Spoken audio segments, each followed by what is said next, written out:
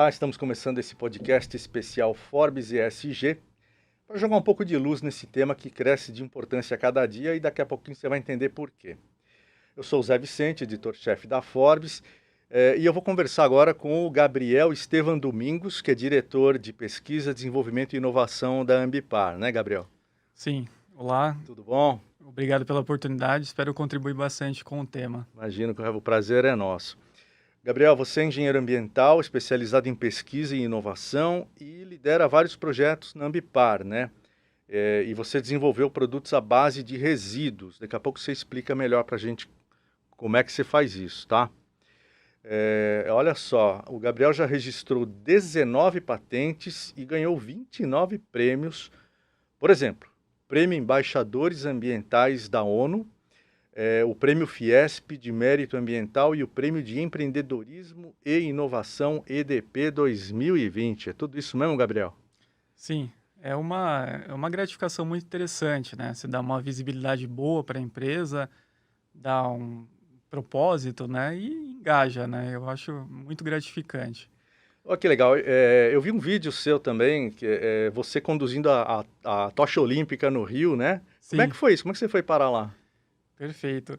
É interessante você perguntar isso, né? Porque esses Jogos Olímpicos, eles trouxeram protagonistas de vários segmentos, né? Não necessariamente da parte de esporte. Então, tiveram pessoas que fundaram uma ONG na área de doação de medula óssea, ou até mesmo transplantes, enfim. E eu fui representando a parte de meio ambiente. Ah, que legal. Então, vários protagonistas de várias partes do Brasil tiveram a oportunidade de carregar a chama olímpica. Teve empresário, né? Teve um Sim, monte sim. de gente. Então, já que você foi o representante, né, da questão ambiental no Brasil, como é que você, assim, sendo pelo menos aparentemente tão jovem, né, como é que você se tornou um nome, assim, relevante, né, importante na questão ambiental no Brasil? Bom, eu comecei há mais de 10 anos atrás, lá no Grupo Ambipar, nós temos um centro de pesquisa e desenvolvimento e inovação, que basicamente, ele desenvolve soluções para grandes empresas com problemáticas relacionadas à reciclagem, redução de custos e até mesmo posicionamento de mercado. E nesse sentido, essas empresas, é uma forma de terceirizar a parte de inovação e trazer a questão da parte de pesquisa, aproximar da academia. E nesse sentido, a gente tem um relevante sucesso, né? Começamos participando daquela plataforma de Open Innovation, então tinha projetos relacionados a desde reuso de efluente, né, tratamento de efluente, até desenvolvimento de um novo produto, de um resíduo que volte para a cadeia produtiva através de uma forte utilidade e baixo custo. E esses desafios, eles foram tendo visibilidades, é uma forma de aproximar e até melhoramento da questão socioambiental, de uma forma geral, né? Então, eu acho que foi isso dos protagonismos que tiveram nessa conjuntura, nesse tema, né? Você está com que idade? Tô com 33 já. Então eu estou imaginando você uns 20 anos atrás, com a idade do meu filho, já fazendo 1000 experiências em casa, misturando isso com aquilo, vai dar aquilo. Você era Sim, assim também, não? Estragava sim. todos os mantimentos da sua mãe lá. É perfeito. Eu gostava muito, né, de tudo que eu fosse usar, ver a composição, ver que tipo de matéria-prima ele pode ser substituído, né? E na Ambipar a gente tem vários resíduos, desde indústrias de cosméticos até indústrias de alimentos, né? Quando eu falo cosméticos, desde cremes e tudo mais, até esses mais usuais, né? Como hidrocarbonetos, derivados de químicos. Então, é enorme o campo de atuação. Vamos falar um pouco sobre ESG. Muita gente sabe o que é, muita gente não sabe, muita gente vai ter que saber o que que é, né? Dá uma explicada, o que significam essas 3 letras, faz favor. Basicamente a abreviatura do social, ambiental e governança. Então, falando um pouco que é a minha área, né, que é a parte de ambiental, é uma muito amplo, né? Você vai desde de um projeto de certificação, a quantificação de inventários de carbono, até uma participação de comunidade, trazer a sociedade nesse tema, né? É muito amplo, né? Seria ambição falar de uma forma generalizada todo esse tema. E economia circular, que é outra expressão que costuma vir colada aqui na questão de ESG, o que é isso? Na verdade, é sair de uma economia linear, né? Que é aquele produção, consumo e descarte, para uma coisa cíclica, né? Quando a gente vê aquele logo de reciclagem, né? O ciclo, é basicamente isso. E o logo da Ambipar, ele tem muito didático. Você tem uma setinha para cima, outra para o lado, outra para baixo, outra para cima. Então, é cíclico, né? Voltar para a economia circular, que é os produtos que antes ele eram descartados daquela economia linear, eles voltam para a cadeia produtiva, substituindo as matérias-primas convencionais, ou seja, as matérias-primas virgens. Então, ele traz uma competitividade, ele deixa de utilizar recursos naturais por uma economia de baixo carbono. Entendi. Bom, e também diminui aí o problema do lixo, né, mundial, Sim. né, aterros e sei lá, o que mais que... Sem dúvida, é uma tendência porque, veja, quando você consegue substituir esse produto, você diminui os custos de disposição, né? Porque são onerosos, né? Quando eu falo resíduo, não é aquele resíduo habitual que a gente normalmente vê, resíduo orgânico, embalagens, são mais segmentos industriais, né? Então, eu vou desde indústria de papel e celulose, que tem uma geração altíssima, que são lodos, até mesmo indústria de alimentos que nós gerenciamos, desde sobras de produção de refrigerante até bolachas. Então, só para exemplificar para as pessoas que estão nos ouvindo entender, por exemplo, isso, um resto de bolacha ele vira base para fazer nutrição animal de rações.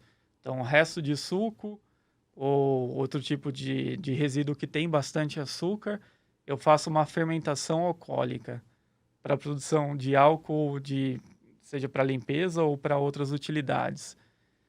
E Mas esse resíduo que você está falando não é então o doméstico do consumidor final, é o que sobra lá na indústria já, né? sim, Na que hora, sobra durante o processo de produção mesmo, né? sim, desde a indústria pré-indústria até pós-indústria, né?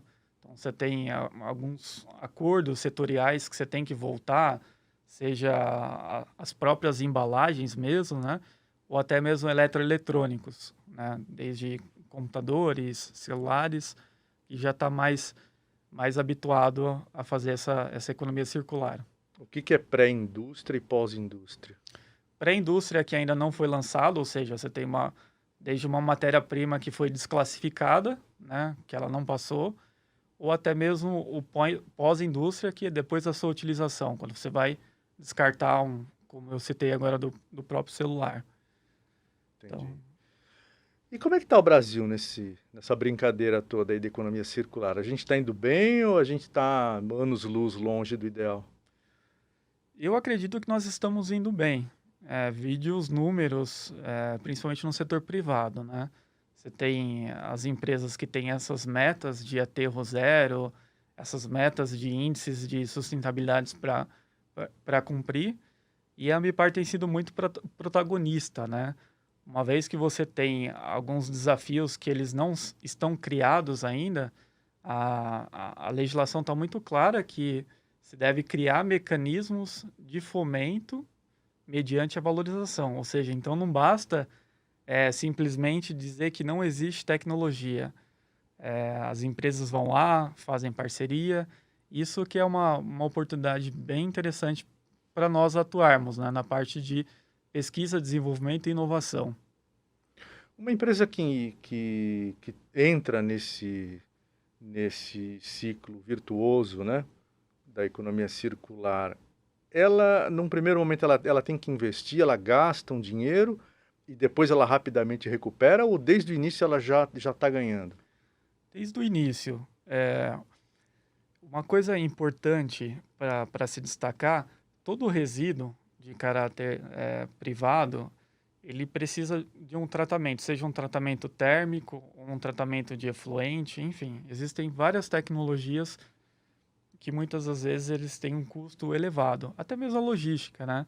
Você pega à disposição, você tem uma fábrica aqui, tem uma central longe, então esse transporte ele é muito caro.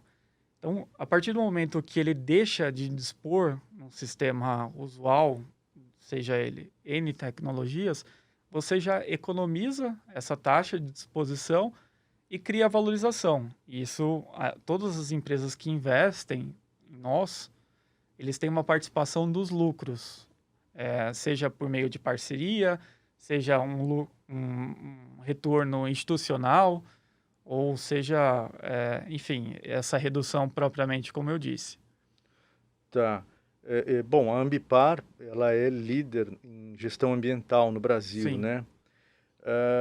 E foi a primeira empresa desse tipo a entrar na bolsa, né? Qual é a missão e a ambição da Ambipar de uma maneira mais ampla? Olha, isso está muito claro para nós. Nós queremos ser referência global, né? A empresa passou por um processo de abertura de capital e ela vem adquirindo, prospectando de forma orgânica e dentre outras parcerias que está sendo anunciadas recentemente. E nós fomos a primeira empresa a ser listada na bolsa com esse aspecto, né? E agora, né, crescimento norte-americano, na América do Sul, nós temos essa visão de ser referência global na questão de sustentabilidade. Está caminhando firme para isso ou não? Sem dúvida. Vide os números, né? Você tem algum número aí na cabeça que você possa falar ou ainda não? Essa parte dos números eu vou deixar com o Fábio. Tá bom. Que a gente vai conversar depois, né? Exato. Eu estou conversando com o Gabriel Estevam Domingos, que é diretor de pesquisa, desenvolvimento e inovação da Ambipar, que, como eu disse, é líder em gestão ambiental no Brasil, né? O Gabriel, você, como a gente conversou, como eu mencionei ali no começo, você é fera na pesquisa de reutilização de resíduos, né? Dá alguns exemplos aí de algumas coisas bacanas que vocês desenvolveram lá, que patentearam, que você descobriu, inventou. Legal. Bom, por exemplo, nós, né, estamos habituados a tomar medicamentos, né, desde complexo vitamínico até mesmo, enfim, N formulações, e aquele invólucro que fica o fármaco, ele, para a produção dele, sobra muito resíduo. Então, pensa numa teia que é formada as cápsulas, e aí fica como se fosse um papel moeda, sabe, os retalhos? Esse produto, uma multinacional nos procurou para dar uma destinação mais nobre e nós, que são as cápsulas de colágeno, aquelas gelatinosas, Sei. que até para questão de assimilação no organismo, ela tem uma funcionalidade interessante. E aí nós desenvolvemos uma base para a produção de sabonetes, base para shampoos, então não tem nada a ver com o core business da empresa originária, mas que tem uma outra utilidade. Outro exemplo que eu posso citar aqui é sobras de suco, que eu até mencionei, da fermentação alcoólica, resíduos de indústria de papel e celulose, que são areias de caldeira, cinza de queima de biomassa, ou seja, queima de eucalipto. Nós fazemos pisos, aqueles pisos intertravados que São Paulo usa bastante, aqueles encaixados, sabe? Sei. Que não vai... Não vai cimento, né? Exato, até para a água percolar, voltar ao seu ciclo. Então, isso é uma coisa bem usual, né? Até mesmo outros segmentos industriais. Restos de creme, restos de produção de derivados de cosméticos, tudo ele tem uma utilidade. Produtos inimagináveis, né? E isso aí vocês fazem onde? Onde fica esse laboratório? Sim, nós temos um complexo sediado em Nova Odessa. Basicamente é um laboratório multidisciplinar que lá nós recebemos as amostras dos resíduos, nós fazemos uma análise para caracterizar, né, identificar a potencialidade, ver o que ele pode ser utilizado e até mesmo a parte de prototipagem, testes.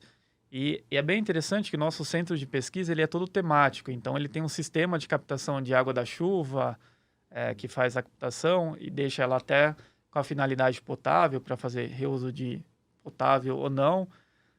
Estamos instalando agora uma estrutura fotovoltaica. Nós temos uma horta colaborativa, onde os próprios funcionários fazem a colheita, fazem um plantio de hortaliças, e a parte de fertilidade, a parte orgânica, é feito com restos de alimentos do nosso restaurante, e um corredor ecológico de mudas nativas que a gente planta e certifica por meio de token e tudo mais. Isso tudo em Nova Odessa. Tudo em Nova Odessa. Nova Odessa, no interior de São Paulo, entre Campinas e Piracicaba, né? Exatamente. Na margem da Anhanguera. Muito legal lá. E que outras... bom, você já falou bastante, mas que outras soluções vocês têm no portfólio que podem ajudar as outras empresas que precisam se ajustar nessas questões ambientais? Ou então, como é que é o approach? Como é que elas procuram vocês que procuram? Falam, olha, você podia ganhar aqui, ganhar ali, deixar de perder aqui, deixar de perder ali.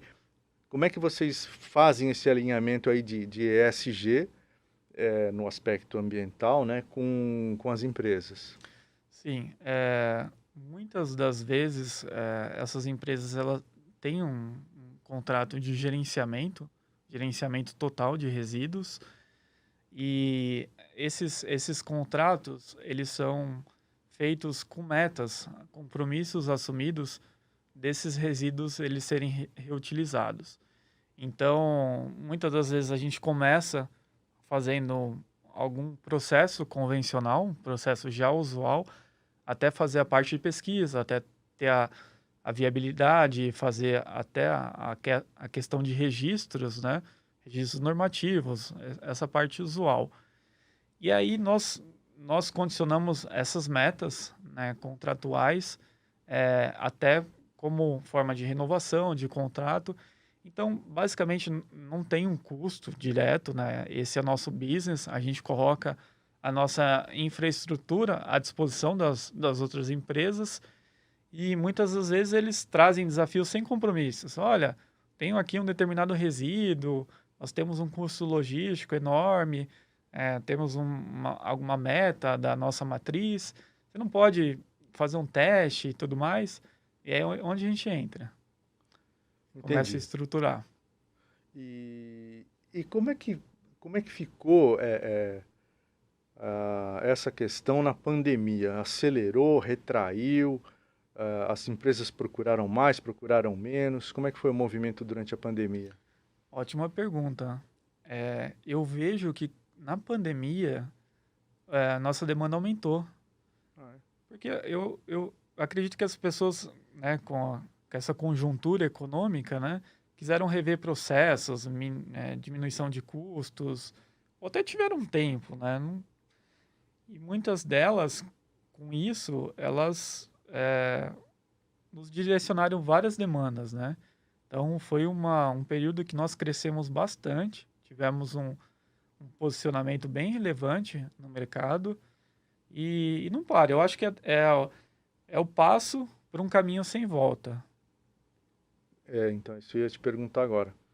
Se com crise, sem crise, com pandemia, sem pandemia, se essa questão veio para ficar por um longo prazo, né?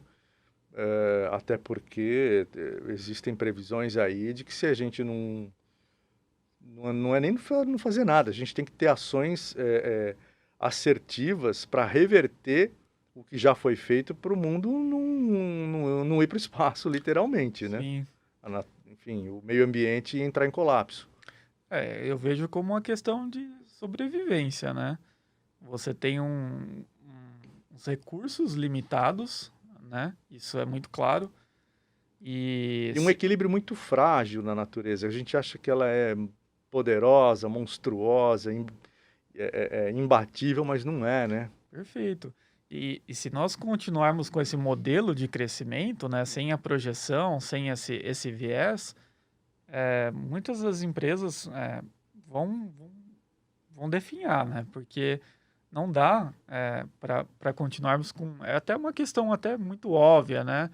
Nós escutar. Eu lembro que quando eu estava na faculdade, eu escutava muito a questão de falta de água, né? E nós pensávamos, né, quando nós fazíamos engenharia, seria uma coisa para as próximas gerações, né? E hoje, com esses índices lá embaixo, você vê o mercado elétrico competindo com a parte de sedentar, né? Que beber, então, vamos abaixar um pouco, queimar em termoelétricas para ter água para beber, né? Então, nossa, meu, É. Muitos anos atrás também eu fiz curso técnico, né, sim, de eletrotécnica e eu já ouvia isso.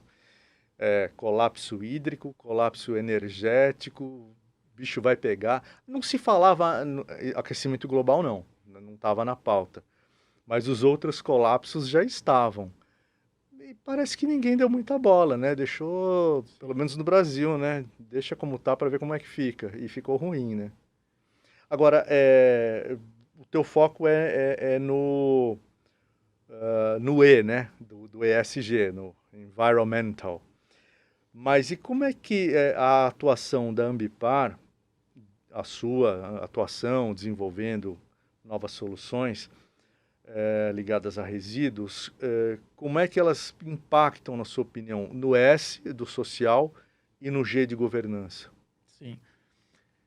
Ela tá tudo totalmente interligada, né? Desde da forma com que você começa um novo conceito, né? Você tem uma propositura social, ter coerência. Eu falo muito em coerência, né?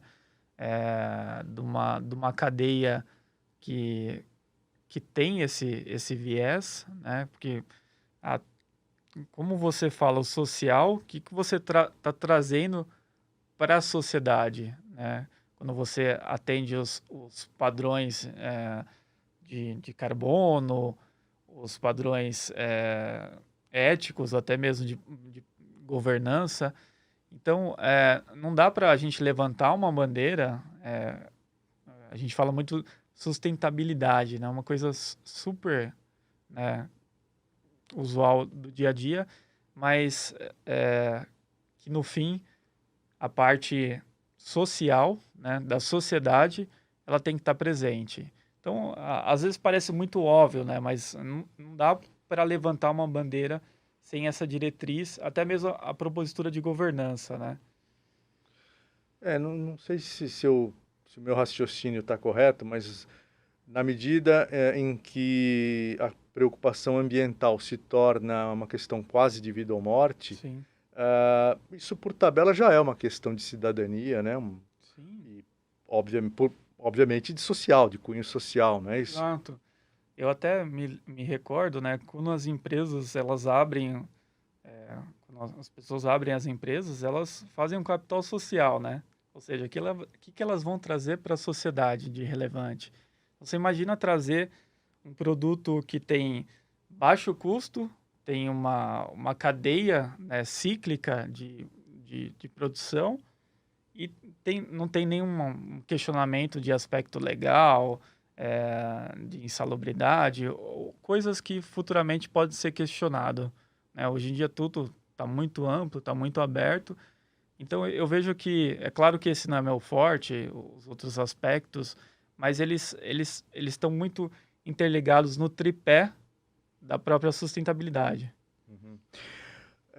E vamos dizer, esses selos, né? Essa certificação ESG, né? Vamos dizer assim, ela vai ser cobrada pelo próprio mercado, pelos consumidores, porque eu tenho visto que as novas gerações estão cada vez mais preocupadas, né?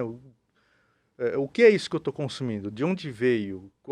Como é que ele foi feito? Que benefícios ou quais prejuízos a produção desse troço que eu quero comprar trouxe para a comunidade lá onde está instalada a fábrica, para o meio ambiente, etc.